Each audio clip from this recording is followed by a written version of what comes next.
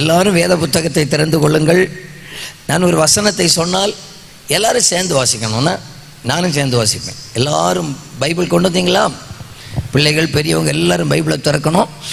முதல்ல ஒரு 4-5 வசனத்தை எல்லாரும் நம்ம வாசிக்க போகிறோம். எல்லாரும் பைபிளை திறந்து ரோமர் எழுதின நிருபத்தை எடுத்துக்கொள்ளுங்கள். ரோமரில் இல்லையா, எபேசியர்லேருந்தே நம்ம தொடங்குவோம். எபேசியர் எழுதின நிருபத்தில் அதனுடைய 5வது அதிகாரம் 27வது வசனம், பக்கம் 268. எடுத்தவங்க நீங்கள் வாசிக்கலாம் சேர்ந்து, அல்லது டிஸ்பிளேல இருக்கிற நம்ம எல்லாரும் சேர்ந்து வாசிக்க போகிறோம். என் சத்தத்தை விட உங்கள் சத்தம் அதிகமாக இருக்கும்படி பார்த்து கொள்ளுங்கள். வாசிப்போம்.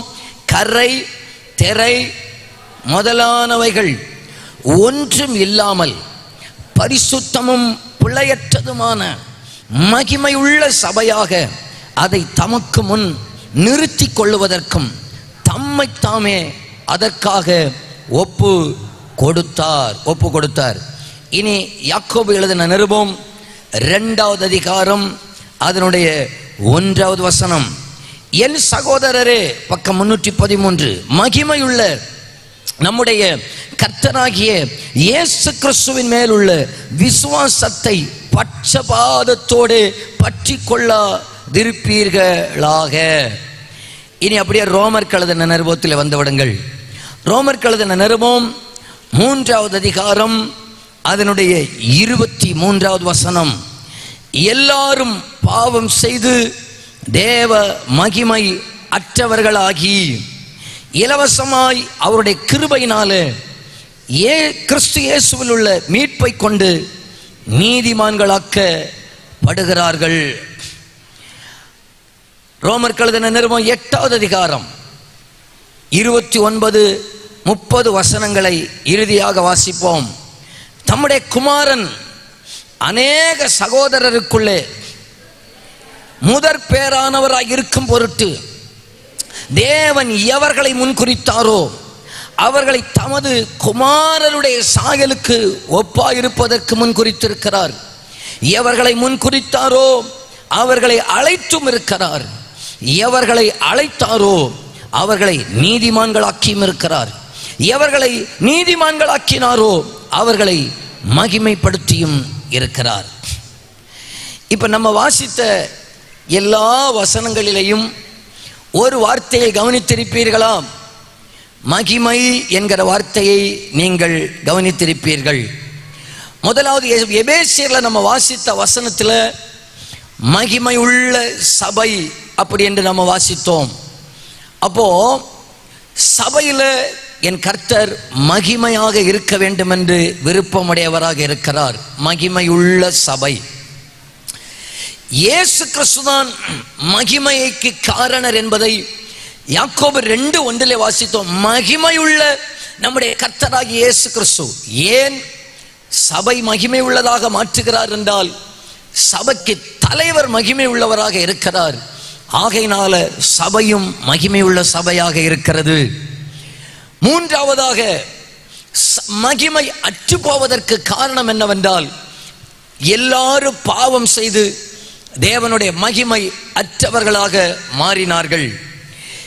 இந்த மகிமை அற்றுப்போன மகிமையை எப்படி மனிதனுக்குள்ளே கொண்டு வருகிறார் என்பதை முதலாவது தனி மனிதனுக்குள்ளாக ஆண்டவர் கொண்டு வருகிற மகிமையை பேசி, இரண்டாவதாக சபையிலே ஆண்டவர் வெளிப்படுகிற மகிமை, 2 காரியங்களை சொல்லி இது 2ஐயும் எப்படியாவது முடிப்பதற்கு நான் பிரயாசப்படுகிறேன். கர்த்தர் நம்மை ஆசீர்வதிப்பாராக. எல்லாரும் என்னை கவனிங்கள். திரும்பவும் சொல்லுகிறேன்.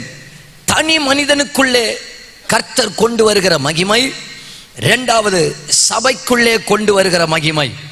இந்த 2 மகிமையையும் ஆண்டவர் எப்படி திரும்ப கொண்டு வர விரும்புகிறார் என்பதை நம்ம தியானிக்க போகிறோம். நம்பர் 1, தனி மனிதனுடைய வாழ்க்கையில தேவனுடைய மகிமையை எப்படி உணர்வது? நம்ம வாசித்தோம், எல்லாரும் பாவம் செய்து தேவனுடைய மகிமை அற்றவர்களாக மாறினார்கள். இந்த வசனம் எங்கே நம்ம துவங்குகிறது? ஆதாம் ஏவாளில் துவங்குகிறது. ஏன் நாம் எல்லாரும் பாவம் செய்கிறோம்?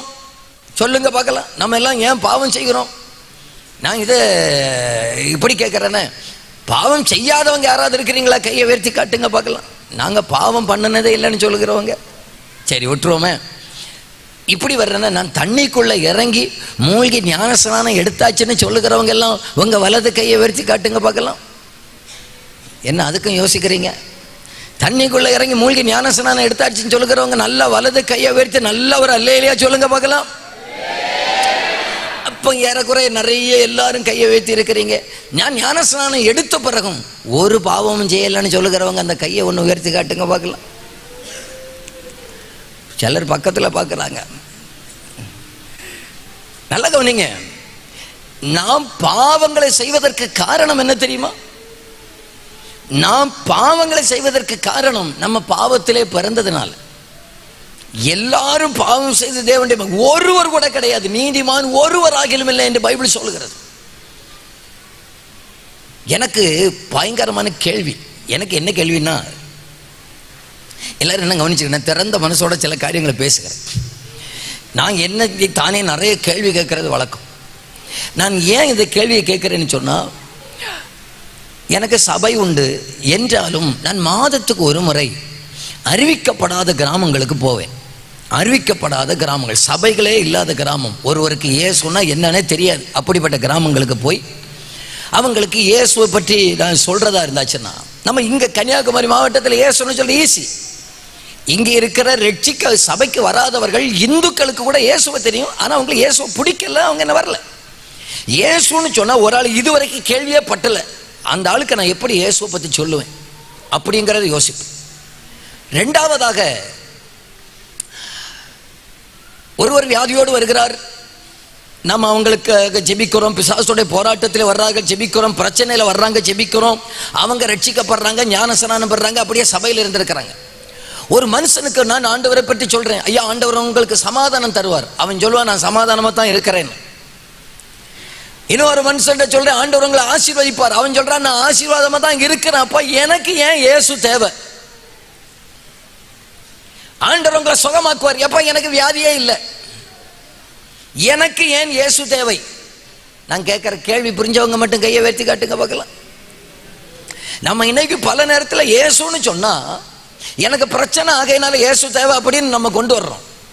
என் கேள்வி என்னவென்றால், ஒரு மனுஷனுக்கு பிரச்சனையே இல்லை, அவங்களுக்கு நான் எப்படி இயேசுவை சொல்லுவேன்? நான் என்னுடைய வாழ்நாளில் பலருக்கு முதலாவதாக இயேசுவை அறிமுகப்படுத்தி இருக்கிறேன். முதலாவதாக இயேசுன்னு சொன்னா என்னன்னு தெரியாது ஐயா. இயேசுன்னா யார் ஐயா? போன வருஷத்துல 2025 ஒரு இடத்துல ஒரு கிராமத்துக்கு போனேன். அங்கே ஒருவர் ஆடு மேய்த்து கொண்டிருந்தார். அங்கே ஒரு மலைக்கு மேல 28 கிராமம் இருக்கிறது, ஒரு சர்ச்சுமே கிடையாது. 28 கிராமத்தில் சபை என்று சொன்னால் சிஎஸ்ஐயோ ஆர்சியோ பெந்தகோஸ்தோ லுத்தரன் கிறிஸ்டியானிட்டி அப்படிங்கிறதுக்கு எந்த அடையாளமே கிடையாது. எனக்கு எப்படியாவது அந்த 28 கிராமத்திலையும் போய் கால் மிதிக்கணும்ங்கிற ஆசை. 28 கிராமத்துக்கும் போவதற்காகவே 4 நாளை தெரிந்தெடுத்து 4 நாள் அங்கே ஆள் இருக்கா இல்லையோ 28 கிராமத்திலையும் கால் மிதித்து ஜெபித்து விட்டு வர வேண்டும் என்று சொல்லி போயிருந்தேன். என் கூட இருக்கிற சகோதரர்கள் எல்லாம் போய் ஒரு நாள் மத்தியானத்தில் ஒரு கிராமம் போனேன். அந்த கிராமத்துக்கு அவுட்டரில் ஒரு மனுஷன் கொஞ்சம் ஆடுகளை மேய்ச்சிக்கிட்டு இருக்கிறார். அந்த ஆடு மேய்க்கிற மனுஷன்ட்ட போய் கேட்டேன், ஐயா உங்களுக்கு இயேசுவை தெரியுமா என்று கேட்டேன். இயேசுவை தெரியுமா அப்படின்னு கேட்ட உடனே அந்த மனுஷன் இப்படியே யோசிக்கிறார். நான் பார்க்குறேன், என்னடா இயேசுவை தெரியுமான்னு கேட்டதுக்கு இந்த மனுஷன் இவ்வளவு ஸ்கேன் பண்ணுறாரு. மெமரி கார்டில் ஏதோ பிரச்சனையாக இருக்குமோ, இந்த அளவுக்கு ஸ்கேன் பண்ணுறாரு. இப்படியே யோசித்துட்டு கடைசியில் சொல்கிறாரு, அப்படி ஒரு ஆள் எங்கள் ஊரில் இல்லைன்னு. போன வருஷத்தில் நடந்துச்சு, அப்படி ஒரு ஆள் எங்கள் ஊரில் இல்லைன்னு. நான் சொன்னேன், அதுக்கு இவ்வளோ ஏன் யோசிச்சிங்க? அவர் சொல்கிறார், எங்கள் ஊரில் 3 தெரு உண்டு. 3 தெருவில் உள்ள எல்லாருக்கு பேரும் எனக்கு தெரியும். இயேசுங்கிற பேர் உள்ள எவனாவது உண்டான்னு பார்த்தேன், யாரும் கிடையாது. யோசித்து பாருங்க, அவருக்கு நான் சொல்லுகிற நற்செய்தி என்னவாக இருக்கும்? அவருக்கு அவரோடு நான் பேசுகிற இயேசு என்னவாக இருக்கும்? அவர் என்ன தேடி வரல, பிரச்சனைன்னு சொல்லி என்ன தேடி வரல. இப்ப நான் அவரை தேடி போயிருக்கிறேன். நான் ஒன்றை மட்டும் சுருக்கமாக நான் சொல்லுகிறேன்,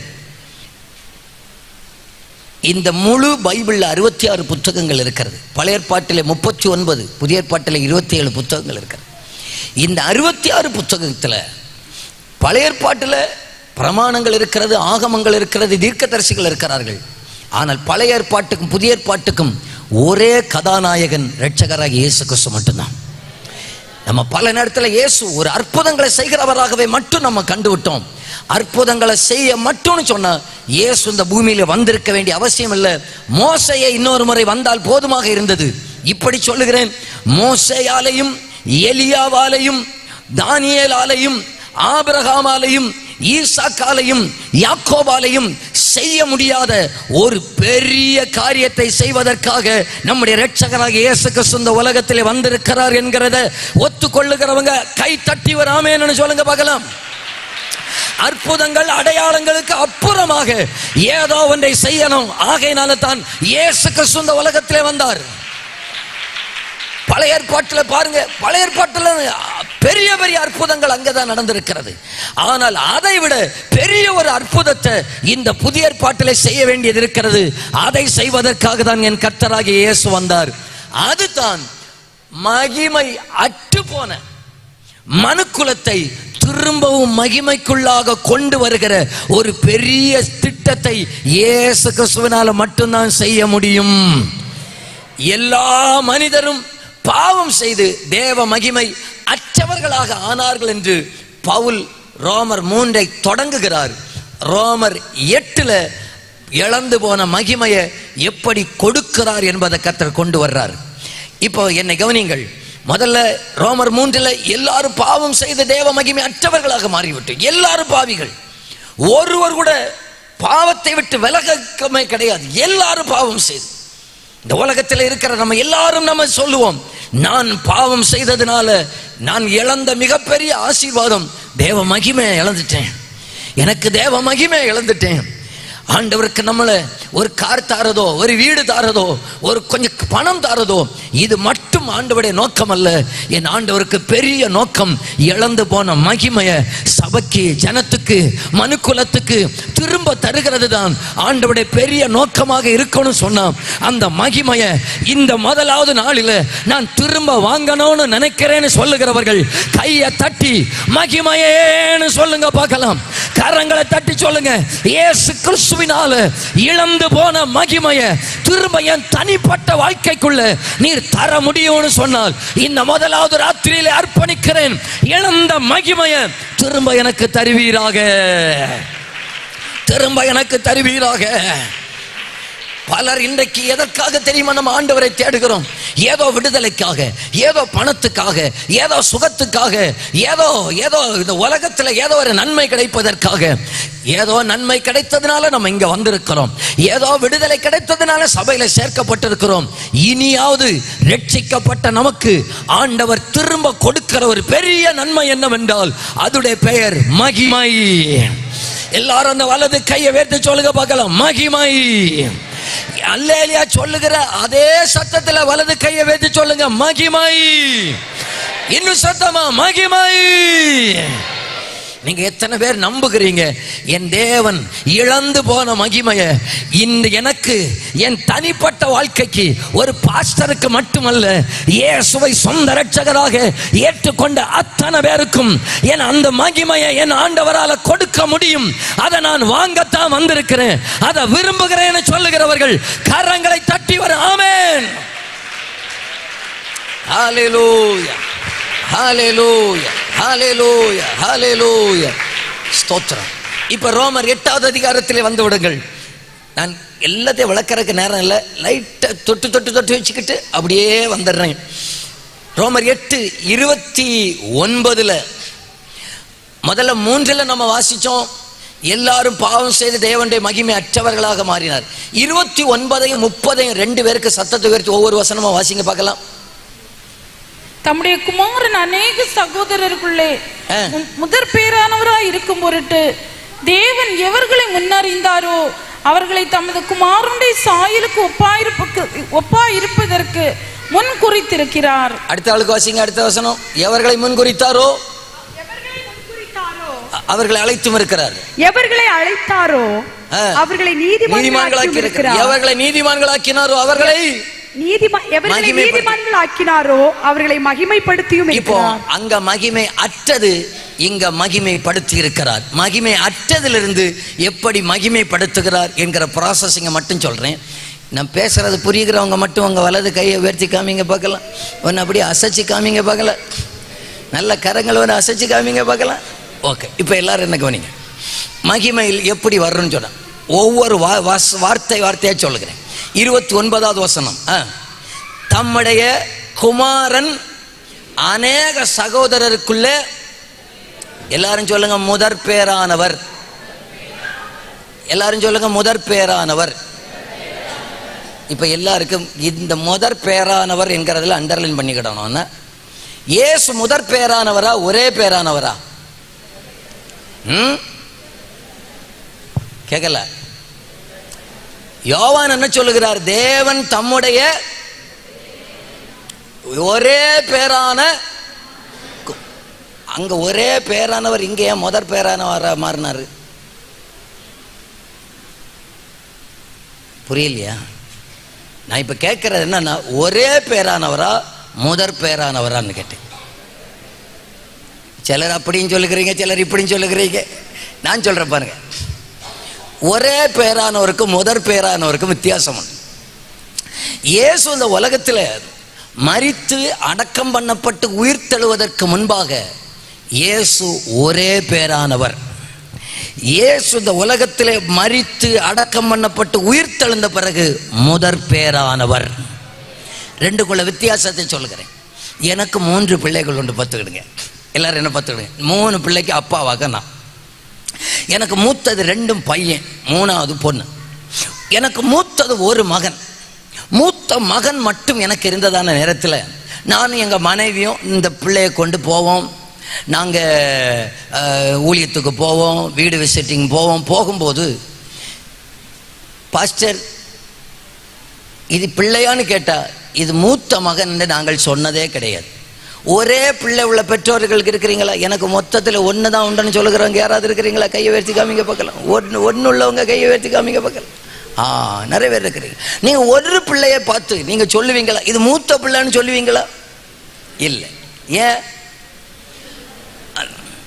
இப்போ 2வது ஒரு பிள்ளை பிறந்த பிறகுதான் மற்றவன் மூத்தவன் ஆனான், இவர் இளையவர் ஆனார். இப்போ நான் சொல்லுகிறேன், ஒரே பேரான குமாரனாகி இயேசு கிறிஸ்து இந்த உலகத்திலே வந்து சிலுவையில் மரித்ததினால, அதற்கு பிறவாக நீங்களும் நானும் 2வது பிள்ளைகளாக அவர் நம்மை மாற்றினதினால அவர் முதற் பேரானவர் ஆனார். நம்ம எல்லாம் 2வது பேரானவராக மாறினோம். அதை நம்புகிறவங்க மட்டும் ஒரு ஆமென்னு சொல்லுங்க பார்க்கலாம். அவர் மரிப்பதற்கு முன்பாக ஒரே பேரானவர், மரித்து அடக்கம் பண்ணப்பட்டு உயிர் தெழுந்த பிறகு முதற் பேரானவர். அப்ப நாங்க 2வதா பிறந்துட்டோங்கிறதானே அர்த்தம். ஆகையினால் தான் யோவான் சொல்லுகிறார், அவருடைய குமாரனாகிய இயேசுவின் மேல விசுவாசம் உள்ளவர்கள் அத்தனை பேரும் பிள்ளைகள் ஆகும்படி அதிகாரம் கொடுத்தார். அப்போ முதல்ல இந்த மகிமையை, இழந்த மகிமையை நான் திரும்ப பெறணும்னு சொன்னா நான் பிள்ளையா மாறி இருக்கணும். எல்லாரும் சொல்லுங்க, நான் பிள்ளை. இயேசுவை சொந்த ரட்சகரா ஏற்றுக்கொண்டதுனால நான் பிள்ளைன்னு சொல்லுகிறவங்க மட்டும் அந்த கையை வேர்ச்சி ஒரு அல்லேலியா சொல்லுங்க பார்க்கலாம். பரிதாபமா சொல்லுகிறீங்க. நல்ல நல்ல அந்த நான் பிள்ளைத்தான்னு சொல்லுகிறவங்க மட்டும் கம்பீரமா வரட்டுமே அந்த அல்லேலியா. எல்லாரும் என்ன கவனிங்க, நான் ஒரு மணி நேரத்துக்கு உங்களை உற்சாகப்படுத்துகிற ஒரு செய்தியை நான் உங்களோடு கூட பேசவில்லை. உங்களுடைய உள்ளத்திலே சில காலங்களுக்கு தாக்கத்தை ஏற்படுத்துகிற ஒரு வார்த்தையை தான் உங்களோடு கூட பேசுகிறேன். சாத்தானுடைய பெரிய தந்திரம் என்ன தெரியுமா? அன்றைக்கு ஏதேன் தோட்டத்திலிருந்து கொஞ்சம் கொஞ்சமாக அந்த உறவிலிருந்து பிரித்தது போல இன்றைக்கும் சபையை தேவ உறவிலிருந்து பிரிப்பதுதான் சாத்தானுடைய பெரிய திட்டம். இன்றைக்கு நீங்களும் நானும் உறுதியாக நம்புங்கள், இயேசு கிறிஸ்துவின் இரத்தத்தினால நான் மீட்கப்பட்டதினால பரலோகத்துக்கு பிள்ளை என்று தான் நான் அறியப்படுவேன். என்ன வந்தாலும் நான் கர்த்தருடைய பிள்ளைதான். நான் ரட்சிக்கப்பட்டதினால, ஞானஸ்நானம் பெற்றதினால நான் பரலோக தேவனுக்கு பிள்ளையாத ஆண்டவர் என்னை வைத்திருக்கிறார். நான் பிள்ளைதான் ஆண்டவரே, நான் பிள்ளை. சாத்தான் பல நேரத்தில் நம்மகிட்ட கொண்டு வர பிரச்சனை என்ன தெரியுமா? இங்க பாரு, நீ எல்லாம் பிள்ளை எல்லாம் கிடையாதுண்ணே, நீ மாறு, ஆண்டவர் இனியெல்லாம் உன்னை கையில் எடுக்க மாட்டார், மாறு, நீ இனியெல்லாம் ஆண்டவருக்கு தேவையில்லை, தள்ளு.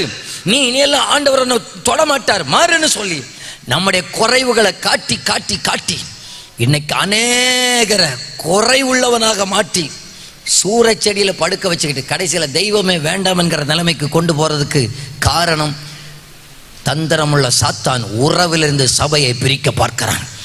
ஒரு சபைக்கு இருக்க வேண்டிய பெரிய தம்பு என்னன்னா, எனக்கு என்ன இல்லைனாலும் பரவாயில்ல, நான் தேவனுக்கு பிள்ளையா இருப்பது தான் எங்களுக்கு பெரிய ஒரு ஆசீர்வாதங்க, எங்களுக்கு பெரிய பாக்கியமே அதுங்க, நான் பரலோக தேவனுக்கு பிள்ளைங்க. நமக்கு ஒரு உணர்வு இருக்கணும், ஒரு உணர்வு இருக்கக்கூடாது. குற்ற உணர்வு இருக்கக்கூடாது, பாவ உணர்வு இருக்கணும். குற்ற உணர்வுக்கும் பாவ உணர்வுக்கு என்ன வித்தியாசம்? குற்ற உணர்வை சாத்தான் கொண்டு வருவான், குற்றப்படுத்திக்கிட்டே இருப்பான், எப்போதும் குற்றப்படுத்தி கொண்டே இருக்கிறவன், எப்பொழுதும் குற்றப்படுத்தி கொண்டே இருக்கிறவன். நம்முடைய குறைவுகளை காட்டி காட்டி காட்டி, நம்ம குறைவுள்ளவர்கள் இந்த தெய்வத்துக்கு நல்லா தெரியும். என்னால் என்ன செய்ய முடியும் என்று அவருக்கு தெரியும், என்னால் என்ன செய்ய முடியாது என்று தெரியும். ஆனால் நம்மை அவருடைய கிருபையை தந்து நிறைவுள்ளவனாக மாற்றுவதற்கு இன்றைக்கும் அவர் ஆயத்தம் உள்ளவராக தான் இருக்கிறார். இன்றைக்கும் அவர் ஆயத்தம் உள்ளவராக தான் இருக்கிறார். என் அன்பு ஐயாமார்களே, அம்மாமார்களே, சபையே, நமக்கு நம்முடைய குறைவுகளை ஆண்டவருக்கு தெரியாதுன்னு நினைச்சிடக்கூடாதுன்னு. என்னால் என்ன செய்ய முடியும்னு எனக்கும் தெரியும், தெய்வத்துக்கும் தெரியும். என்னால் என்ன செய்ய முடியாதுன்னு சொல்லி எனக்கும் தெரியும், என் தெய்வத்துக்கும் தெரியும். ஆனால் ஒரு பிள்ளையா நம்ம மாறிட்டோம்னு சொன்னா எனக்கு தெரியும், ஒன்று மட்டும் தெரியும், அவர் என்மேல் வைத்த அவருடைய திட்டத்தை அவருடைய கிருபையினால செயல்படுத்துவதற்கு கர்த்தர் வல்லவராக இருக்கிறார். என்னால் செய்ய முடிந்ததை அல்ல, என்னால் செய்ய முடியாததை அவருடைய கிருபையினால என்னை கொண்டு செய்வதற்கு.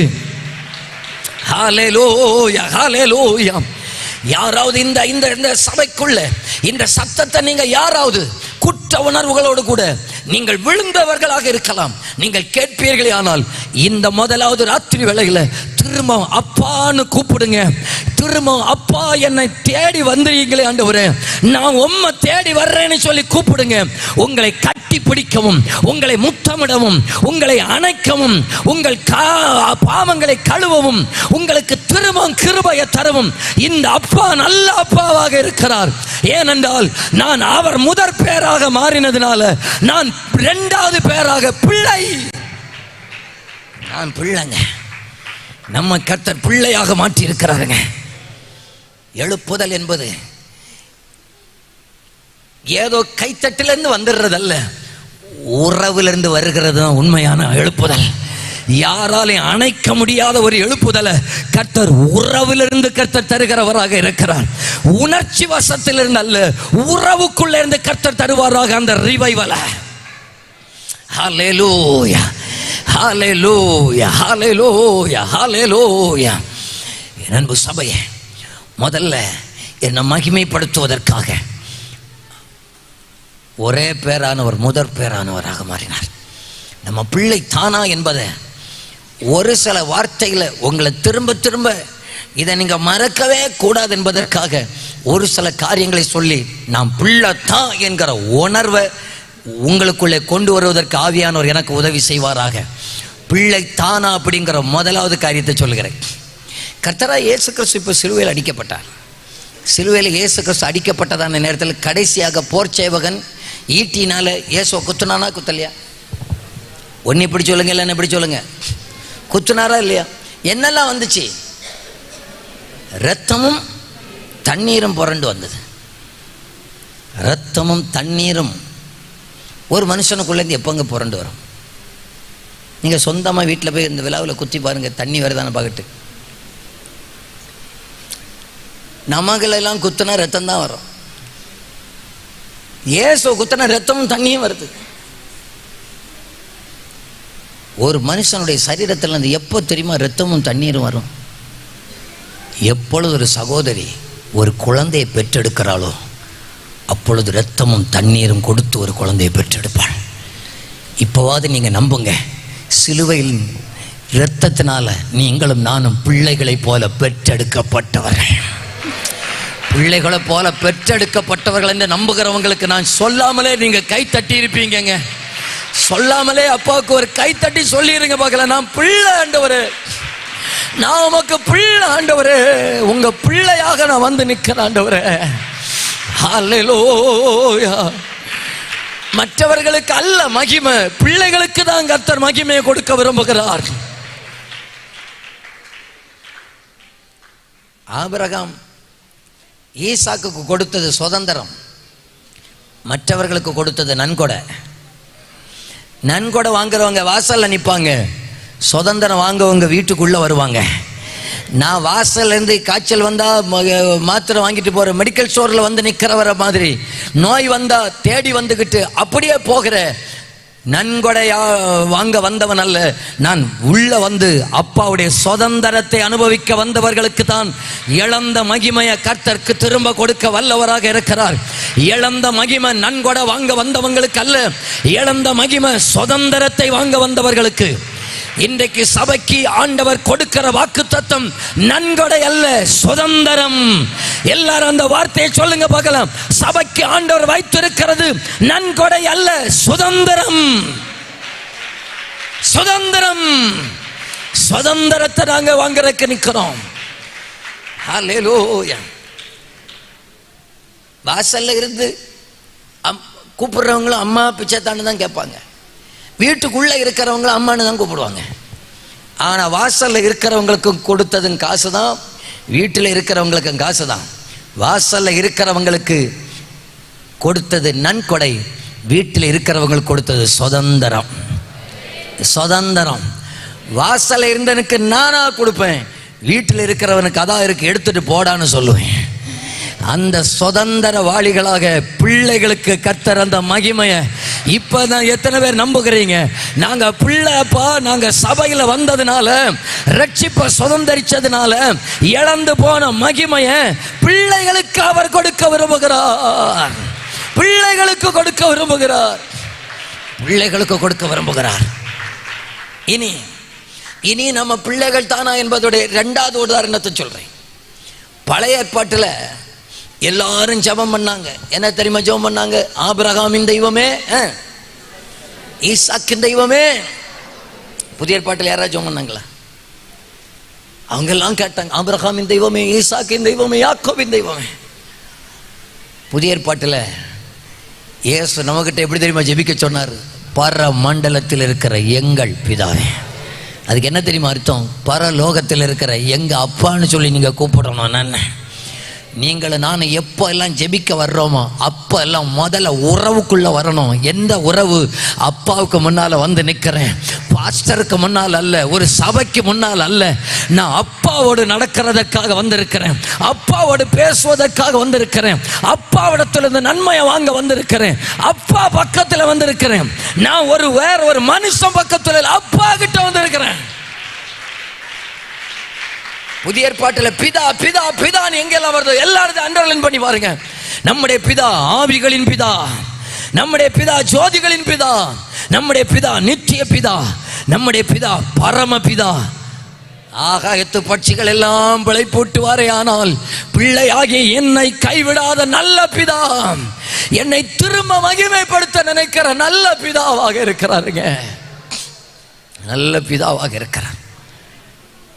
ஒருவேளை அப்பாவை விட்டு ரொம்ப தூரமாக போயிருக்கலாம், அப்பா விட்டு ரொம்ப விலகி போயிருக்கலாம், ஆண்டவரை விட்டு தூரமாக போயிருக்கலாம். இந்த எழுப்புதல் கூட்டத்தில் இந்த 3 நாள் கூட்டம் முடியும் போது மகிமை என்கிற கிரீடத்தை அநேகருடைய சிரசின் மேல் அப்பா வச்சு தான் அனுப்ப விருப்பமுடையவராக இருக்கிறார். மகிமை என்கிற கிரீடத்தில் அப்பா வச்சு தான் அனுப்ப விரும்புகிறார். இந்த முதலாவது ராத்திரி வேளையில உங்களை திருப்பி கொண்டு வர்றாரு. அப்பாவுடைய பிரசன்னத்துக்குள்ள கொண்டு வர விரும்புகிறார். அப்பா பக்கத்துல கொண்டு வர விரும்புகிறார். நீங்கள் விழுந்தவர்கள் தெரியும், இளைய குமாரனை போல தூரம் போனவர்கள் தெரியும், நஷ்டப்படுத்தினவர்கள் தெரியும், தகப்பனை விட்டு போனவர்கள் தெரியும். என்னாலும் முதலாவது ராத்திரி வேளையில ஆண்டவர் நம்மை அழைக்கிறார். எதற்காக? அப்பா பக்கத்தில் வருவதற்காக அழைக்கிறார். பக்கத்தில் வருவதற்காக அழைக்கிறார். ஹல்லேலூயா, ஹல்லேலூயா. அப்பா விட்டு ரொம்ப தூரமா போயிட்டீங்களா? இன்னைக்கு திரும்ப வாய்ப்பு தர்றாரு, திரும்ப வாய்ப்பு தர்றாரு. எத்தனை பேர் சொல்கிறீங்க இந்த 3 நாள் கூட்டம் முடியும் போது அப்பாவுக்கு பக்கத்தில் வருவதற்கு எனக்கு உதவி செஞ்சிடணும்னு சொல்லுகிறவங்க மட்டும் உங்க வலது கையை வேர்த்துங்க பார்க்கலாம். அப்பா பக்கத்தில் நான் வந்துடணும், அப்பா பக்கத்தில் வந்துடணும் ஆண்டவரே. நல்ல நல்ல வலது கையை உயர்த்தி, அப்பா அப்பா நான் உம்மை பார்க்கிறேன், எங்க அன்பே நான் உம்மை துதிக்கிறேன், அப்பா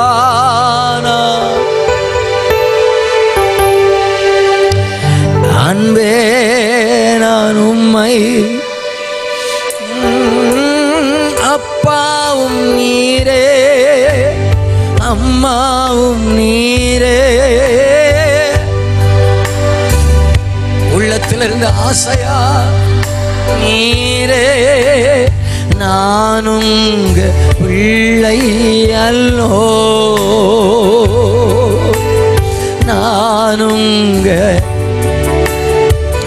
எல்லாரும் வாய்களை திறந்து அப்பாவும் நீரே அப்பாவும் நீரே அம்மாவும் நீரே அப்பாவும் நீரே அம்மாவும் நீரே, நானும் பிள்ளை அல்லோ, நானும். இப்ப ரெண்டு கைகளை உயர்த்தி சொல்லலாமா? உம்மை அப்பான்னு கூப்பிடுவே, அம்மான்னு கூப்பிடுவே. சபை சேர்ந்து சொல்லட்டுமே, அப்பான்னு கூப்பிடுவே,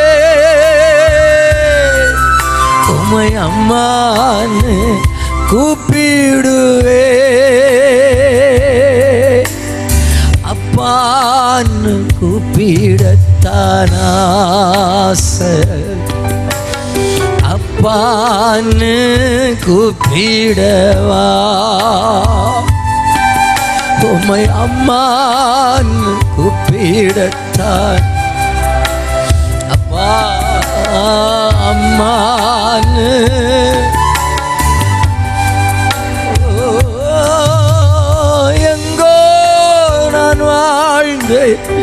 அறியாமல் அலைந்து என்னே தேடி வந்தீ, எங்கோ நான் வாழ்ந்தேன் அறியாமல் அலைந்தேன் என்னே தேடி வந்தீ, நெஞ்சார அனைத்து முத்தங்கள் கொடுத்து நிழலாய் மாறிவிட்டே,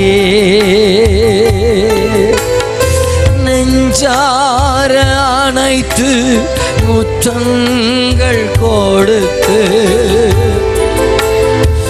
மாறிவிட்டீர், அப்பா அப்பா பிதாவே அன்பான தேவா,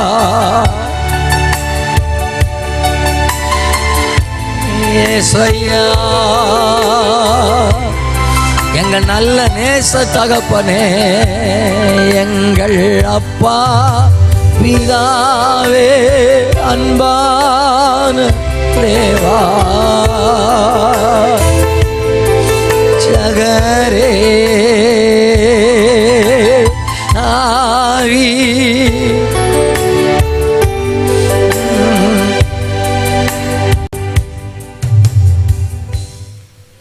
ஒரு இளையகுமார் தகப்பனை விட்டு தூரமா போனது உண்மைதான், தகப்பனை விட்டு ரொம்ப தூரமா போனது உண்மைதான், எல்லாவற்றையும் இழந்தது உண்மைதான்.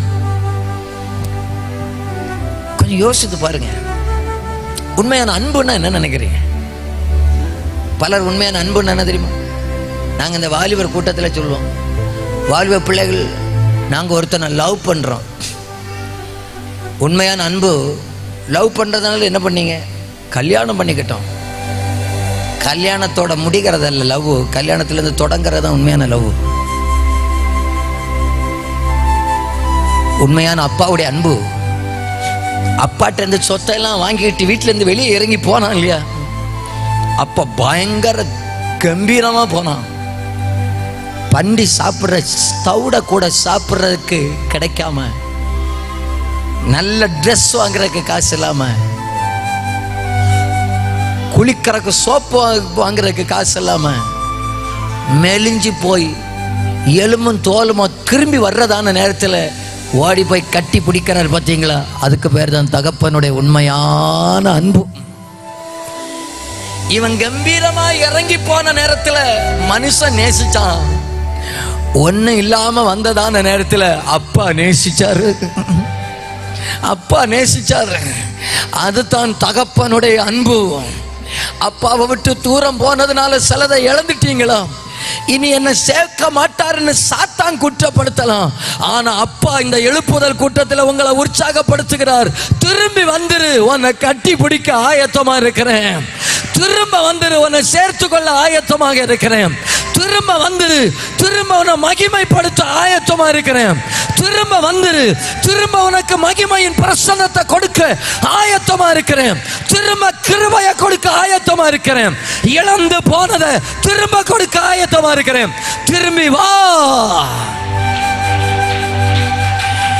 எப்ராயிமே, உன்னை எப்படி கைவிடுவே? இஸ்ரவேலே, உன்னை எப்படி ஒப்பு கொடுப்பே? எப்ராயிமே, உன்னை எப்படி கைவிடுவே? இஸ்ரவேலே,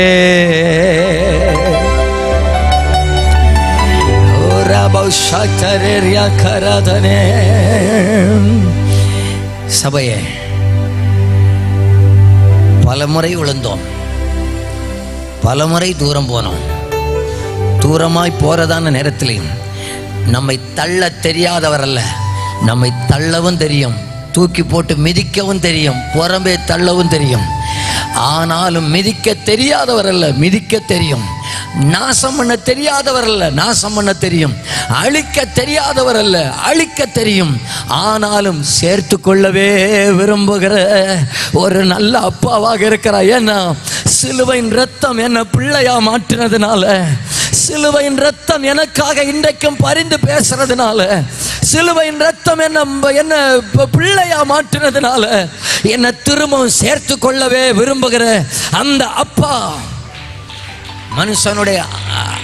மனுஷனை அன்பின் கயறுகளினால கட்டி இழுக்கிறவர். எல்லாரும் சொல்லுங்க, அன்பின் கயிறு. நல்லா சொல்லுங்க பார்க்கலாம், அன்பின் கயிறு. ஹல்லேலூயா. இந்த கயிறு நம்ம மேல அவர் போட்டிருக்கிறதுனால எங்க கொஞ்சம் தூரமா போனாலும் நம்மளை அந்த கயிறு சில இடத்துல இழுத்து கொண்டு வர்றது போல நான் நம்புகிறேன். இந்த எழுப்புதல் கூட்டத்துடைய முதலாவது ராத்திரி வேளையில் சிலரை மகிமைக்கு உள்ளாக இழுக்கிறது, சிலரை தேவ பிரசன்னத்துக்கு நேராக அவர் இழுக்கிறார், உறவுக்குள்ளாக திரும்ப இழுக்கிறார், தூரம் போனவர்களை இழுக்கிறார், பிரசன்னத்தை இழந்தவர்களை இழுக்கிறார், அழைப்பை இழந்தவர்களை இழுக்கிறார், தரிசனத்தை இழந்தவர்களை இழுக்கிறார், அன்பை இழந்தவர்களை இழுக்கிறார், கிருபையை இழந்தவர்களை இழுக்கிறார், இரட்சணியத்தின் சந்தோஷத்தை இழந்தவர்களை இழுக்கிறார். ஹல்லேலூயா, ஹல்லேலூயா. ஓ ரபா ஷட்டரகரதரே, ஓ ரபாபனா ஷக்கரதரே. ஹல்லேலூயா. அப்பனுடைய அன்பு என்ன தெரியுமா? ரொம்ப சிந்திக்க வச்சது. இளையகுமாரன் வந்தா வஸ்திரத்தை கொடுத்தாரு, செருப்பை கொடுத்தாரு, மோதிரத்தை கொடுத்தாரு. நீங்க சொல்லுங்க பார்க்கலாம்.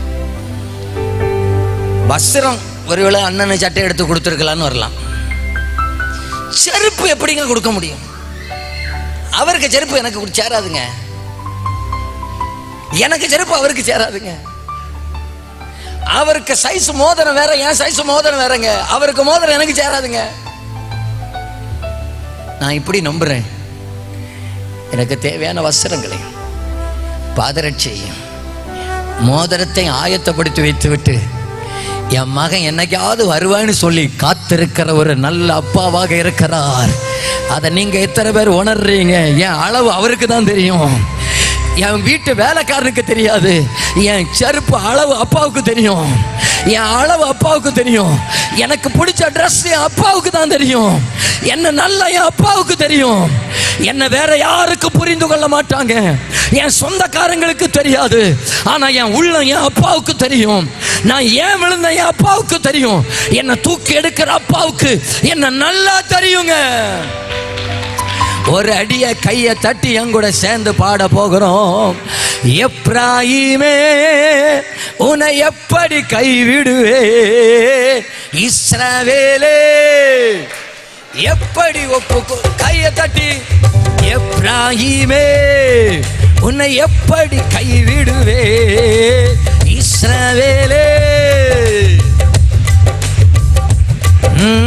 எப்ராயிமே எப்படி கைவிடுவே, இஸ்ரவேலே. பிள்ளைகள் எல்லாரும் கைகளை தட்டி எப்ராயிமே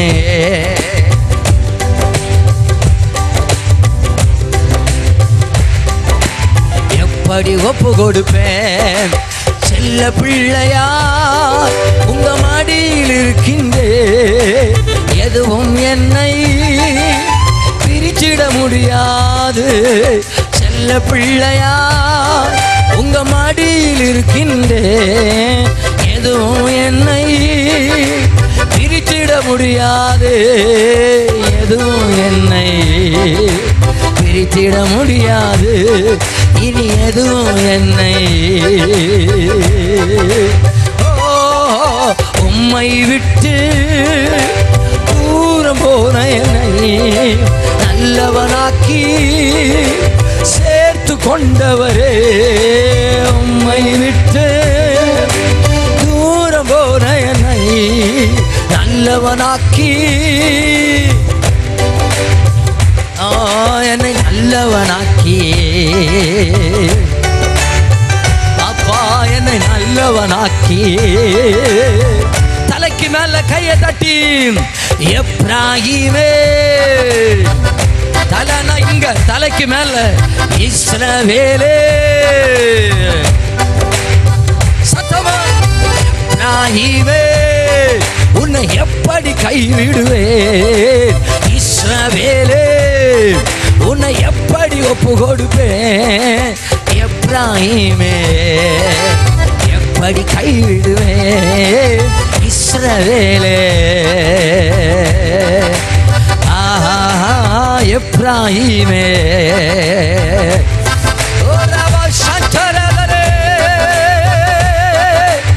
இஸ்ரவேலே. மனுஷனை கட்டி இழுக்கும் அன்பின் ஆண்டவரே, அன்பின் கயிறுகளால் என்னை இழுத்து கொண்டவரே.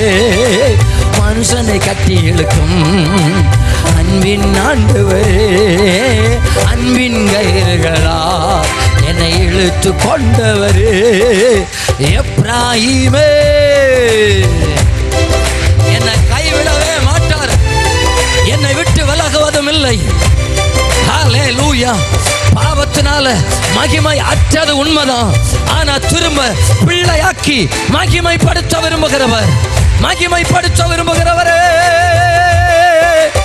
எப்ராயிமே ஓஹோ இஸ்ரவேலே. ஓ எப்ராயிமே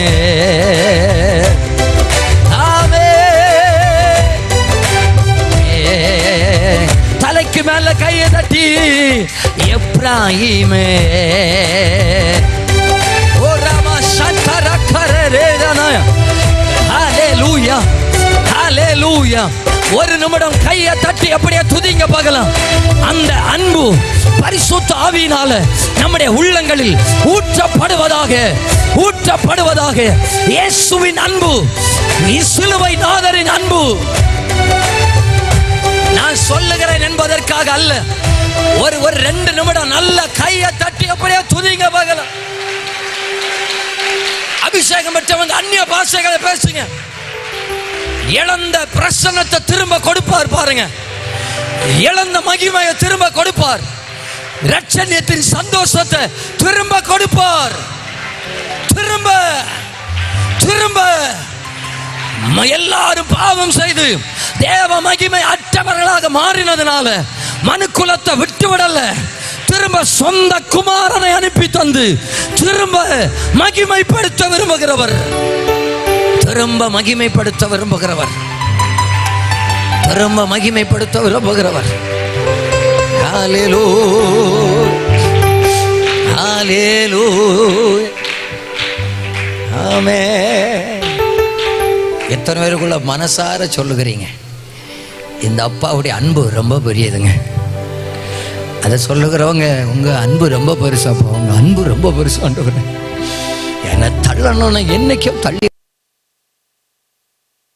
என்னைக்கோ தூக்கி போட்டிருக்கலாம். ஆனாலும் எங்க மேல வச்சா அன்பு இருக்கு பார்த்தீங்களாப்பா. நம்ம பல நேரத்தில் நினைக்கிறோம், ஞானஸ்நானம் பெற்ற பிறகுதான் அவர் என்ன நேசிக்க தொடங்கினார்னு நினைக்கிறேன். இல்லை இல்லை இல்லை, நான் பாவியாக இருக்கும் போதே கிறிஸ்து என்னை நேசிச்சார்னு இருக்கு பைபிள்ல. இப்படி சொல்லட்டுமா, நான் பாவியாக இருக்கும் போதே ஒரு நாள் என்னை தேடி வருவான்னு சொல்லி என்னை கைவிடாமல் காத்தவர் இப்போ பிள்ளையா மாறினதுனால என்னை பாதியில விடவே மாட்டாருங்க. என்னை கைவிடணும்னு சொன்னா நான் பாவியாக இருக்கும் போதே கைவிட்டு இருக்கலாம். இப்போ அப்பான்னு சொல்லி கூப்பிடுறதுனால, பிள்ளையா வந்ததுனால இனி பாதியில என்னை விட மாட்டார். இந்த தேவன் என்றென்றைக்கும் உள்ள சதா காலமும் என்னுடைய தேவன், நம்முடைய தேவன், பாதியிலே விடாதவர், மரணம் வரை, மரணம் வரை. ரெண்டு கையை உயர்த்தி என் உதடு உம்மை துதிக்கும், ஜீவனுள்ள நாட்களெல்லாம் என் உதடு உம்மை துதிக்கும், ஜீவனுள்ள நாட்களெல்லாம் என் உதடு உம்மை துதிக்கும், ஜீவனுள்ள நாட்களெல்லாம் என் உதடு உம்மை துதிக்கும், ஜீவனுள்ள நாட்களெல்லாம் என் உதடு ஜீவனுள் மகிழ்ச்சியின் மகுடம் நீர்தானையா எங்க மணவாள் எருசலேமே உனை மறந்தார் வலக்கரம் செயல் இழக்கும், மகிழ்ச்சியின் மகுடமாய் கருதாவிடில் நாவு ஒட்டி கொள்ளும், மகிழ்ச்சியின் மகுடமாய் கருதாவிடில் நாவு. எப்பா, உன்னை மறக்க எனக்கு தெரியும், ஆனா சொந்த ரத்தத்தை சிந்தி சம்பாதிச்சதுனால உன்னை மறக்க முடியலப்பா, மறக்க முடியலப்பா. நீ வருவப்பா, திரும்ப வருவாப்பா. உனக்காக பாதரட்சையை ரெடி பண்ணி வச்சிருக்கிறப்பா, முத்திர மோதிரத்தை ரெடி பண்ணி வச்சிருக்கிறப்பா, நல்ல விலை உயர்ந்த வஸ்திரத்தை ரெடி பண்ணி வச்சிருக்கிறப்பா.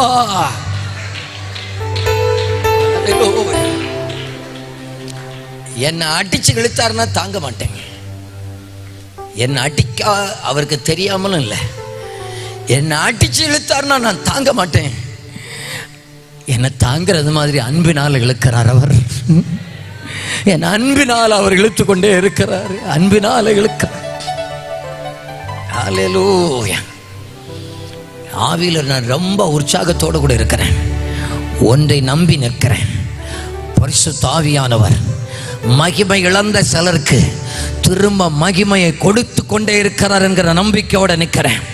தேவ பிரசன்னம் என்கிற மகிமைய, அபிஷேகம் என்கிற மகிமைய, கிருபை என்கிற மகிமைய எந்த ஒரு இடத்துல வைத்து தவற விட்டோம், திரும்பவும் அப்பா என்று கூப்பிட்டு வந்தவர்களுக்கு திரும்பவும் அந்த மகிமையை கொடுத்து, அந்த வல்லமையை கொடுத்து, இந்த முதலாவது ராத்திரியிலேயே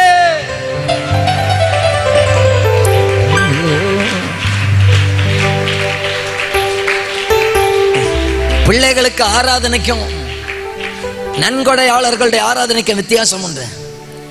நன்கொடையாளர்கள் அதிகம் கொடுத்தால் ஆராதனை அதிகமாகும். பிள்ளைகள் கொடுத்தாலும் ஆராதிப்பார்கள், எடுத்தாலும் ஆராதிப்பார்கள்.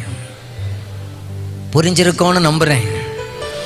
நன்கொடையாளர்கள் 10,000 சம்பளம் 15,000 மாறிட்டுன்னு சொன்னா ஆராதனை உமக்கே. 10,000 உள்ளது 8,000 மாறிச்சுன்னா இவருக்கு கண்ணு இருக்கான்னு கேட்டுருவாங்க. பிள்ளைகள் என்ன தெரியுமா சொல்லுவாங்க? கொடுத்தாலும் அம்மா விட மாட்டேன், எடுத்தாலும் அம்மா விட மாட்டேன். நான் மிதி வாங்கினாலும் உங்க பாதத்துல தான் இருப்பேன், அடிச்சாலும் உங்க பாதத்துல தான் இருப்பேன், கொடுத்தாலும் உங்க பாதத்துல தான் இருப்பேன், அடிச்சாலும் உங்க பாதத்துல தான் இருப்பேன்.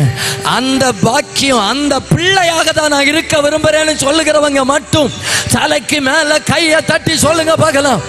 நான் நன்கொடையை வாங்குகிறவனாக இருக்க விரும்பவில்லை, ஆனால் பிள்ளையாக இருக்க விரும்புகிறேன். பிள்ளையாக இருக்க விரும்புகிறேன்ப்பா. பிள்ளைப்பா, நான் பிள்ளைப்பா, பிள்ளைண்டவரே. வேற யாருக்கும் இல்லாத மகிமைய ஏன் தெரியுமா? சபைக்கு முதலாவது வாசிச்ச சபையை கர்த்தர் மகிமைப்படுத்துவதற்கு காரணம் என்னன்னா, பாவிகளை பிள்ளையாக மாற்ற இடம் தான் சபை. ஆமென், ஆமென். எத்தனை பேர் நம்புகிறீங்க? பாவியா தான் உள்ள வந்தேன், ஆனா பிள்ளையா ஆண்டவர் என்ன மாற்றி விட்டார். பாவியா தான் உள்ள வந்தேன், 5 வருஷத்துக்கு முன்னால 10 வருஷத்துக்கு முன்னால பாவியா தான் வந்தேன், ஆனா இங்க வந்து பிள்ளைங்கிற பட்டத்தை தருவதற்காகவே. சவுல் வந்தது கழுதை தேடி, கொடுத்தது ராஜ்யத்தை. நம்ம ஏதாவது ஒரு நோயை சொல்லி வந்தோம், பேயை சொல்லி வந்தோம், பிரச்சனை சொல்லி வந்தோம். வந்தது வேற ஒரு காரியத்துக்காக. வந்த பிறகுதான் தெரியுது பிள்ளை என்கிற பட்டத்தை தருவதற்காக வாக்கும் கர்த்தர் என்னை அழைத்தார். ஆமேன் தானா? ஆமேன் சொல்லுகிறவங்க கையை தட்டி சொல்லுங்க பார்க்கலாம். உள்ள ஏதோ நோய் மாறணும்னு வந்தேன், ஏதோ போராட்டம் மாறணும்னு வந்தேன். உள்ள வந்த பிறகு எனக்கு கொடுத்தது விடுதலை மட்டுமல்ல, பெரிய சுதந்திரம், பெரிய பிள்ளை என்கிற பட்டம், பெரிய பதவி, பெரிய பொறுப்பு, சுதந்திரவாளி என்கிற நம்பிக்கை. சமூகம் மேலானது, உயிரினும் மேலானது. கைகளை உயர்த்தி நீர் எனக்கு துணையாய் இருப்பதா, உம் நிழலில் அகமகிழ்கின்றே. இறுதி வரை உறுதியுடன் உம்மையே பற்றி கொண்டே தங்குதையா உமது. இங்க பாருங்க, ஏன் தெரியுமா? மற்றவங்களுக்கு இல்லாத நம்பிக்கை நமக்கு. உலகம் கைவிட்டா மற்றவங்க தூக்கு மாட்டுவாங்க. இங்க உலகம் எங்களை கைவிட்டாலும் எங்களை கைவிடாத ஒரு கரம் ஒன்று பரலோகத்தில் இருக்கிறது. உலகத்துக்கு 4 திசை தான் தெரியும், கிழக்கு, மேற்கு, வடக்கு, தெற்கு. எங்களுக்கு 5வது ஒரு திசை தெரியும், மேற்கு மேல ஒரு திசை இருக்கிறது. இந்த 4 திசை அடைபட்டாலும் எங்களுக்கு ஒரு அப்பா ஒருவர் பரலோகத்தில் இருக்கிறார், ஜீவனுள்ள அப்பா இருக்கிறார். மரித்தேன், இதோ சதா காலங்களும் உயிரோடு இருக்கிறேன் என்றவர் சாவாமை உள்ள ஒரு அப்பா இருக்கிறாருங்க. யார் கைவிட்டா என்னங்க, யார் மறந்தா என்னங்க, யார் வெறுத்தா என்னங்க, என்னை தூக்கி எடுக்கிற, என்னை கழுவுகிற, என்னை சுத்திகரிக்கிற, என்னை பாதுகாக்கிற, என்னை சாத்தானுடைய விருப்பத்துக்கு விட்டு கொடுக்காத ஒரு அப்பா, ஒரு தகப்பன் அவர் இருக்கிறாருங்க நமக்கு. அந்த நல்ல தகப்பன் இருக்கிறாருங்க. பிள்ளையா மாறினா மகிமையை அவரே கொடுத்துருவாரு, மோதிரத்தை அவரே கொடுத்துருவாரு. கேட்க வேண்டிய அவசியமே இல்லை. வந்துடப்பா, ரெடியா தான்ப்பா இருக்கு, மோதிரம் ரெடியா தான்ப்பா இருக்கு, செருப்பு ரெடியா தான்ப்பா இருக்கு, ட்ரெஸ் ரெடியா தான் இருக்கு. இயேசுவின் நாமத்தினாலே நான் நம்புகிறேன். ஆண்டவரை விட்டு தூரமான சிலரை திரும்ப கர்த்தர் கொண்டு வந்து கிருபையை ஆயத்தமா தான் வச்சிருக்கிறாரு. ஹல்லேலூயா. பொறுப்புகளை ஆயத்தமா தான் வச்சிருக்கிறாரு. அபிஷேகத்தை ஆயத்தமா தான் வச்சிருக்கிறாரு. சிலர் மேல போடுகிறத அபிஷேகம் இதுவரை பெற்றிடாத ஒரு பலத்த அபிஷேகம் திரும்ப வருகிறவர்கள் மேல அப்பா வைக்கிறார். இந்த முதலாவது ராத்திரி வேளைகளை ஓ ராகா சத்வரே யாராலும் கொடுக்கவும் முடியாது, யாராலும் எடுக்க முடியாத மகிமைய அப்பா கையிலிருந்து வரும் பாருங்க. மூத்த குமாரனாலும் எடுக்க முடியாது, வேலைக்காரனாலும் எடுக்க முடியாது, ஒருவராலும் எடுக்க முடியாதத ஒரு மகிமையை எனக்காக ஆயத்தப்படுத்தி வைத்திருக்கிறார். நான் பாவத்தினால மகிமையை இழந்தேன், பிள்ளையா மாறினதுனால திரும்ப மகிமையை பெற்றுக் கொள்ளுகிறேன். எனக்கு புரிஞ்சுன்னு சொல்லுகிறவங்க மட்டும் கையை தட்டி அப்பா குற அல்லேலூயா. ஓம் சமூகம் மேலானது, உயிரினும் மேலா. இவன் எதுக்கு தெரியுமா வந்தான்? சாப்பாடுக்காக வந்தான். பசி கொடுமைத்தாக வந்தது, சாப்பாட்டுக்காக கொடுத்தது மோதிரத்தை கொடுத்தது, அதிகாரத்தை காட்டுகிறது. ஹல்லேலூயா. ஒரு கடைசி காலத்தில் நின்று கொண்டிருக்கிறோம். தேசத்தை கலக்குகிறவர்கள் ஆண்டவருக்கு தேவை, தேசத்தை அசைக்கிறவர்கள் ஆண்டவருக்கு தேவை. அதிகாரமுள்ள ஒரு சந்ததியை ஆண்டவர் தேடிக்கொண்டிருக்கிறார். ஆயத்தப்படுத்துகிற பாதரட்சைகளோடு அவர் தேடிக்கொண்டிருக்கிறார்.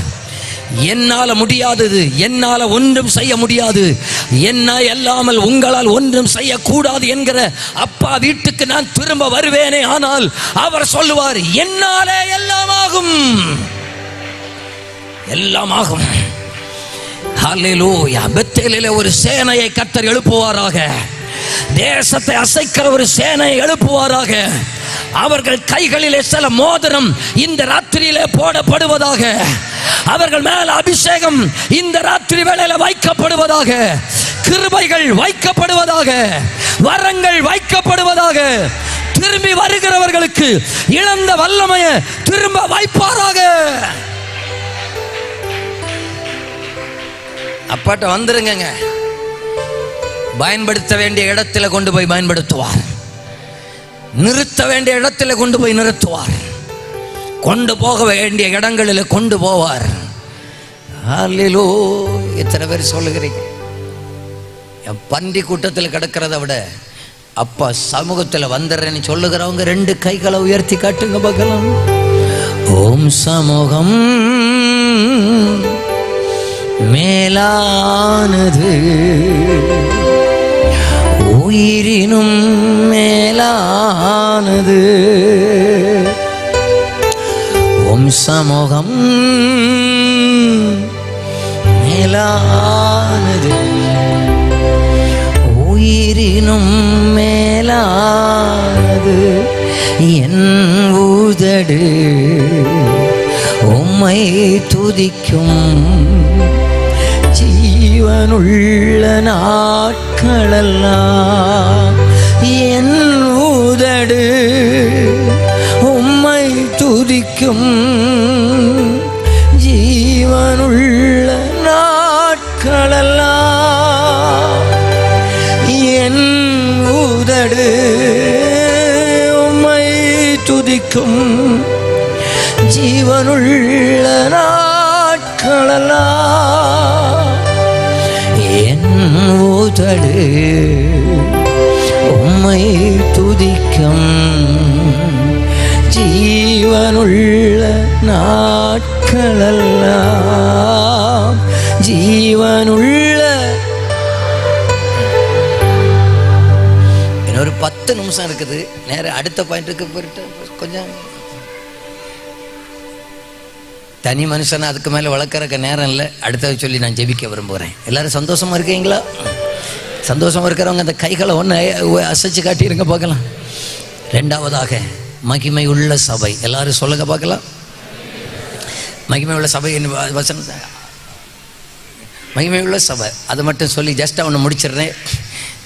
நான் இப்போ சொல்கிறது எபிரேயர் 9வது அதிகாரத்தில் இருக்கிறது. வீட்டில் போய் வாசிங்க. இப்போ நீங்கள் என்ன பார்த்தால் போதும்.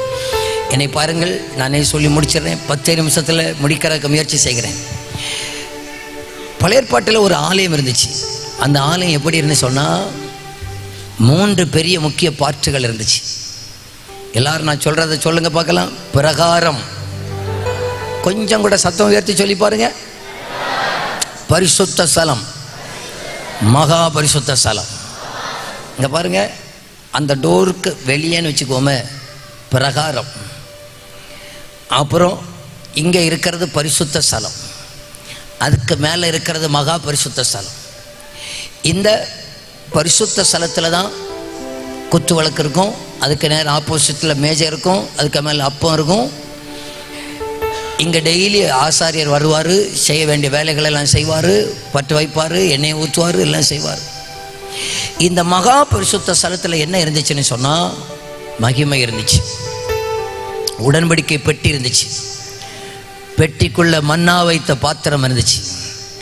ஆரோனுடைய துளிர்த்த கோல் இருந்துச்சு. உடன்படிக்கை கற்பலகைகள் இருந்துச்சு. கேருபீன்கள் இருந்தது. இந்த மகா பரிசுத்த ஸ்தலத்தையும் பரிசுத்த ஸ்தலத்தையும் பிரித்தது திரைச்சீலை. நம்முடைய கர்த்தராகிய இயேசு கிறிஸ்து இந்த தேவாலயத்திலிருந்து 1.5 கிலோமீட்டருக்கு அந்த பக்கத்தில் சிலுவையில் நின்று, பிதாவே உம்முடைய கைகளில் என் ஆவியை ஒப்பு கொடுக்கிறேன் என்று சொல்லி முடிந்தது என்று சொல்லி அங்க முடிச்சாரு. இங்க தேவாலயத்துடைய திரைச்சீலை மேல் தொடங்கி கீழ் வரைக்கும் 2ஆக கிழிஞ்சிச்சு. காரணத்தை சொல்லுகிறேன். சங்கீதக்காரனாகிய தாவீது இருந்தார் பார்த்தீங்களா? அவர்கிட்ட கேட்ட அவர் சொல்லுவார், 1000 நாளை பார்க்கிலும் எங்க தெரியுமா பிரகாரம் எங்கன்னு சொன்னேன்? எங்க? வெளியே. 1000 நாள் நம்ம பாசையில் சொன்ன 3 வருஷம்னு வச்சுக்கோமே. 3 வருஷம் ராஜா. ராஜா எப்படிப்பட்ட ராஜா தெரியுமா? எங்க நாம் பார்த்த கணக்குப்படி தாவீது மட்டும் ஆலயம் கட்டுவதற்கு கொடுத்த பொன்னுடைய மதிப்பு 6 லட்சம் கோடி பொன்னு, வெள்ளிக்கல்ல பொண்ணு மட்டும். அவ்வளவு பொண்ணு அரண்மனையில் வச்சிருந்தவர் சொல்றாரு. அந்த பொண்ணு இருந்த அந்த அரண்மனையில் 3 வருஷம் அல்லது 1000 நாள் இருக்கிறத விட அந்த வெளியே உள்ள பிரகாரத்தில் வந்து 1 நாள் இருப்பேன்னு சொன்னா அது தான் என் வாழ்நாளில் பாடலாக மாறும். அது தான் என் வாழ்நாளில் மகிமையாக மாறும். அது தான் என் வாழ்நாளில் சரித்திரத்தில் எழுதப்படுகிற நாளாக மாறும். அவர் கண்டது பிரகாரத்தின் மகிமை. எல்லாரும் நல்லா கவனிச்சுக்கிடுங்க. பழைய ஏற்பாட்டில் அவர் கண்டது பிரகாரத்தின் மகிமை. இங்க புதிய ஏற்பாட்டில் நம்முடைய இரட்சகராகிய இயேசு கிறிஸ்து சிலுவையில் மரித்ததுனால, இந்த தேவாலயத்துடைய திரைச்சீலை கிழிச்சதுனால, இங்க மகா பரிசுத்த ஸ்தலத்தில் இறங்கி இருந்த மகிமை நீங்களும் நானும் ஆராதிக்கிற இடங்களிலே கர்த்தர் அனுப்பி தந்து நம்மை பாதுகாக்கிற ஒரு மகிமை இருக்கிறது. நம்ம துதிக்கிறதான நேரத்தில் வெளிப்படுகிற மகிமை பிரகாரத்தின் மகிமை அல்ல. இந்த மகா பரிசுத்த ஸ்தலத்தில் வெளிப்பட்ட மகிமையை ஆண்டவர் நம்ம மேல் அனுப்பி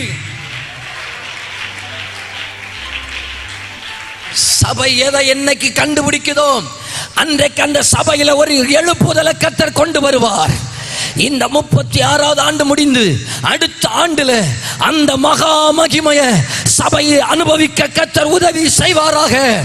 இந்த மகிமைக்குள்ளே வருகிற சாதாரண கோல்கள் கூட துளிர்க்கிற கோல்களாக மாறும். துளிர்க்கிற கோல்களாக மாறும். துளிர்க்க பண்ணுகிறது மகிமையே. மகிமையே வாழ வைக்கிறது மகிமையே. சாதாரணமா ஒரு மன்னா வெளியே பரிசுத்த ஸ்தலத்துல மகிமையில இருக்கிற மன்னா ஒரு நாளும் கெட்டு போகாதுங்க. நான் நம்புறேன். இந்த ராத்திரி வேளையில அந்த ஆவியின் மகிமை சபைக்குள்ள இருக்கிறதுனால, நம்மத்திலே அசைவாடுகிறதுனால, முழு இப்ப வந்தது போல ஃப்ரெஷ்ஷா இருந்து அவரை ஆராதிப்பதற்கு காரணம் நம்மை அறியாமலேயே பரிசுத்த ஆவி.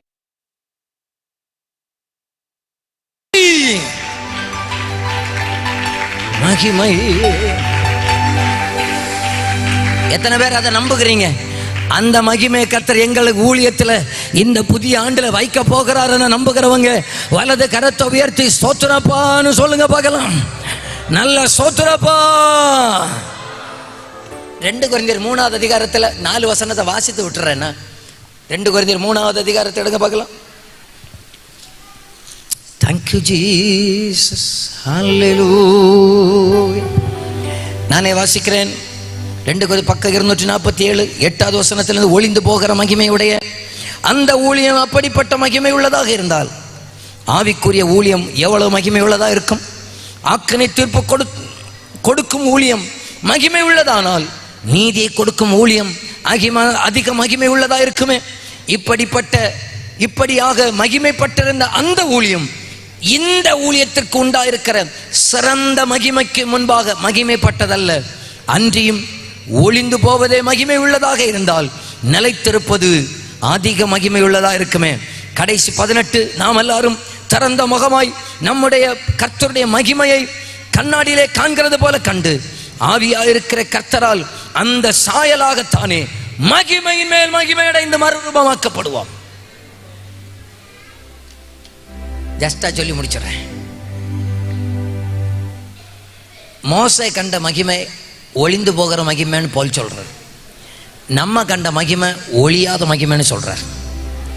மோசே அவர் மலையிலேருந்து இறங்கி வந்தார். முகம் பிரகாசமாக இருந்துச்சு, வஸ்திரம் பிரகாசமாக இருந்துச்சு. வர வர வர வரமாக அந்த மகிமை குறைஞ்சு போச்சு. இங்க நம்முடைய கர்த்தராகிய இயேசு கிறிஸ்து அவர் சொன்ன வார்த்தையின்படியாக அவர் நமக்கு கொடுக்கிற மகிமை மகிமையின் மேல் மகிமை. அங்க குறைந்து போகிற மகிமை, இங்க பெருகுகிற மகிமை. ஸ்தோத்திரம். போன வருஷத்தை விட இந்த வருஷம் மகிமையிலே பெருகுவதற்கு கர்த்தர் உதவி செய்வாராக.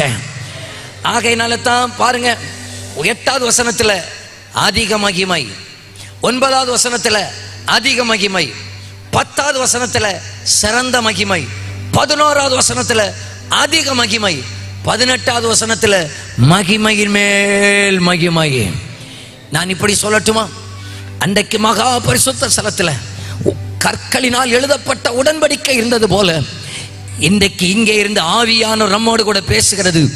இருதயம் என்கிற பலகைகளிலே உடன்படிக்கை எழுதி எழுதி எழுதி நம்முடைய குறைகளை நமக்கு எச்சரித்து எச்சரித்து நம்மை உணர்த்தி உணர்த்தி உணர்த்தி மகிமைப்படுத்தி மகிமைப்படுத்தி என் கர்த்தராகிய இயேசு சீக்கிரமாய் வருவார். அவருடைய மகிமையில, அவருடைய வருகையில மகிமை மேல் மகிமை அடைந்து ஒரு இமை பொழுதுல மறுரூபமாக்கப்படுவோம். அந்த மகிமையை அனுபவிக்கிறதுக்கு பேர் தான் சபை. புரிஞ்சவங்க மட்டும் கையை உயர்த்திவர் அல்லேலியா சொல்லுங்க பார்க்கலாம். இன்னும் சத்தமா ஒரு அல்லேலியா சொல்லிடலாமே. அல்லேலூயா. ஆண்டவர்கிட்ட கேட்கலாம், ஆண்டவரே அந்த ஊழியம் ஒளிந்து போகிற மகிமைன்னு பைபிள் இருக்கப்பா, ஒளியாத மகிமையை எங்க ஊழியத்தில் நிறைவாக தருவீராக ஆண்டவரே. எங்க கண்கள் காண எங்க தலைமுறையில ஒளியாத மகிமையை நாங்க பார்க்கணும்னு விரும்புகிறவங்க அந்த வலது கையை உயர்த்தி காட்டுங்க பார்க்கலாம். நாங்க ஆண்டவரத்தில் கேட்கறது என்ன தெரியுமா? அப்போஸ்தலர் 2வது அதிகாரத்தில் பெந்தகோஸ் நாளில ஒரு மகிமை இறங்கி வந்தது போல எங்க கண்கள் காண இன்னும் ஒரு பெந்தகோஸ் நாளை காண உதவி செய்வாராக, உதவி செய்வாராக. இன்னும் ஒரு பெந்தகோஸ் நாளை காண உதவி செய்வாராக. எதற்காக? எங்களை மகிமைப்படுத்துவதற்காக, எங்களை மறுரூபப்படுத்துவதற்கு, எங்களை தகுதி உள்ளவர்களை மாற்றுவதற்காக. கடைசி மகிமை. எனக்கு நிறைய காரியம் பேசணும்னு ஆசை, நேரம் இல்லாததால முடிக்கிறேன். இந்த மகா பரிசுத்த ஸ்தலத்துக்குள்ள பிரதான ஆசாரியன் வருஷத்துக்கு ஒரு வாட்டி தான் வருவார். ஒரு வாட்டி வரும்போது இவர் கயிறுல இடுப்புல கயிறை கட்டி அங்கே வெளியே விட்டுருப்பாங்க. இவர் சரியில்லைன்னா உள்ள வந்தாச்சுன்னா முதல்ல ஆள் விக்கெட் அவுட்டு, பட்டார்னு சத்த கேட்கும். வெளியே கயிறுல இருந்து இழுத்து எடுத்து அவரை கொண்டு போய் அடக்கம் பண்ணிடுவாங்க. முடிஞ்சு போச்சு. கொஞ்சம் யோசித்து பாருங்க. இன்னைக்கு ஒருத்தர் விழுந்து செத்து போனார், அடுத்த வாரம் வாரவர் சந்தோஷத்தோட வருவாரா? ஒய்ஃபட்ட சொல்லுவார், இங்கே பாருடியே போகிறேன், செல்ஃபி எல்லாம் வேணா எடுத்து வச்சுக்க, திரும்ப வருவதானு போகிறேன், பயந்து பயந்து பயந்து. ஆனால் நம்முடைய இரட்சகராகிய இயேசு தரைச்சியிலே கிழிச்சதுனால கிருபாசன தண்டையில் பயந்து பயந்து வர வேண்டாம், தைரியத்தோட வாங்கப்பான்னு அழைக்கிறான் நம்ம. எப்பா தைரியமாக வந்துருங்கப்பா. ஏன்னா நீங்கள் வந்தது ஆட்டுக்குட்டியோட ரத்தம் அல்ல, இந்த பிரதான ஆசாரியனை விட இயேசு என்கிற மகா பிரதான ஆசாரியன் இந்த மகிமைக்கு இல்ல, நேர மகிமைக்கு காரணர்கிட்ட போனேன். போய் வருஷத்துல ஒரு வாட்டி அல்ல, என் நேரமும் பிதாவினுடைய வலது பாரிசத்தில் இருந்து நமக்காக வேண்டுதல் செய்கிறதுனால அங்கே இருந்து அழைக்கிறார். தைரியமா கிருபாசன தண்டையில வாப்பா, சாக மாட்டேன். ஏன்? பெரிய ஆசாரியன் நான் உனக்காக நிற்கிறேன், உனக்காக நானே நிற்கிறப்பா. அந்த இயேசு கிறிஸ்து நாமத்தினால வெளிப்படுகிற மகிமை சபையிலே அதிகமாய் வெளிப்படுவதாக.